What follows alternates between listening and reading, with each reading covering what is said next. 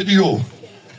Dedim bu necə tanıyırsan? Bu benim Aksu'dan benim dostum, kardeşimdir. Bak tesadüfe bakın. Şehitlerin, bak bu Azami Şiyazan müəllim.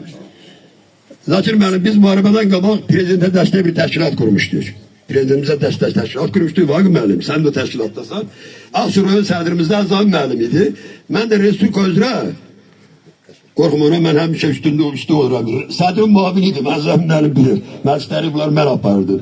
Arkaya baktım dedim Azad. Vallahi bu falan kəsdi, bu Aksu'dan bura gelip.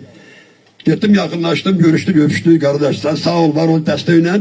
İndi seninle gelen kimler varsa gelsin. Azam müəllimdən sonra Demir Yumruq təşkilatı kurumlar.